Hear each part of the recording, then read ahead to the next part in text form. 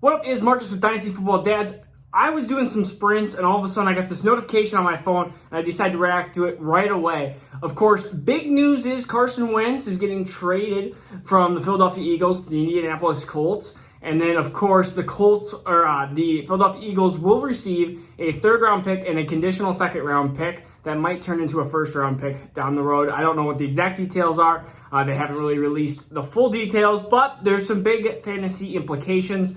Number one will be, of course, what is Carson Wentz's implication of going to Indianapolis? I think he will be a middle QB2. We were talking about QB like 15, 16. Ultimately, you saw what Carson Wentz was. You saw that he was definitely regressing, and Indianapolis has a wonderful run game with Jonathan Taylor. He has dump-off passes that he can pass off to Nyheim Hines. He has weapons around him a lot better than he did in Philadelphia. I don't see an extreme rise for Carson Wentz because he does have a lot of risk to him. But a late first-round pick in Superflex is something that you are going to be probably having to pay if you want to get Carson Wentz because he has a lot of money owed to him, so he's going to have a lot of opportunity to be the starter for the next couple of years here in Indianapolis. For Jonathan Taylor, though, this is a good spot for him. He doesn't really rise. He doesn't really drop. It just means that they're going to be running the offense through Jonathan Taylor and that their offense isn't going to be completely horrible now that Phillip Rivers has left. I wouldn't say Carson Wentz is a huge upgrade, but I wouldn't say he's a huge downgrade either. I would say that Jonathan Taylor's value pretty much stays the same. They didn't get Deshaun Watson there or anything crazy like that. And they didn't go after like Jimmy Garoppolo, which I thought would have been even a worse downgrade than a Carson Wentz. For the weapons of Indianapolis, Michael Pittman Jr., he's going to rise slightly because he's going to have a good, competent quarterback for the next couple of years, or he should be competent. I mean, we hope that Frank Wright, especially with his past knowledge of Carson Wentz, should be able to figure out what was going on with Carson Wentz and be able to help him through that process. And they will be able to run, hopefully, a better RPO package and stuff like that and not put as much onto Carson Wentz's plate.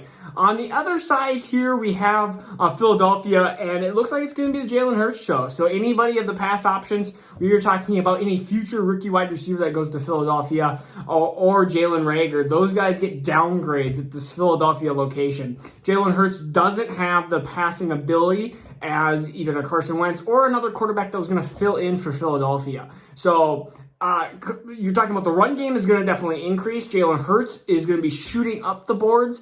You could see him as a top 10 quarterback at the bottom half, in that top 10 area, just because rushing is such a basically cheat in fantasy football. It really is. I mean, when you can score so many more points on the ground than you do through the air, it's almost unfair. I'm not saying he's a better quarterback than some of those quarterbacks.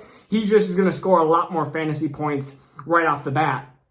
So Jalen, and then I'd rather have Jalen Hurts more than I'd rather have Carson Wentz. So Jalen Hurts is going to get a rise up. Again, you're going to have to probably pay a first in Superflex to get a hold of him as well. I mean, honestly, that's just the price that you're going to have to pay for some of these starting quarterbacks.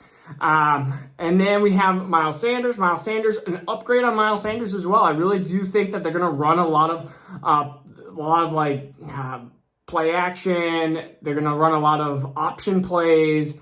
They've run RPO offenses in the past. We'll see if that switches now that they have a new head coach. But we'll see, because Doug Peterson loved to run the RPOs. We'll see if they kind of continue with that or if they don't continue with that. But again, so in a general consensus, Colts players, their position players, probably about stay the same. Carson Wentz's value rises because he's not going to get benched in Philadelphia. Jalen Hurts up, Miles Sanders up a little bit, but Jalen Hurts gets a huge bump here. And then the wide receivers and the tight end go down. I don't like this as much for Dallas Goedert as well, so they go down in value. So that's the overall consensus of what I believe is going to happen fantasy-wise. This is our emergency broadcasting, I guess you can say. So if you're new to the channel, please subscribe and leave a comment of what you think is going to happen with those two teams, and we'll see you later. Peace out.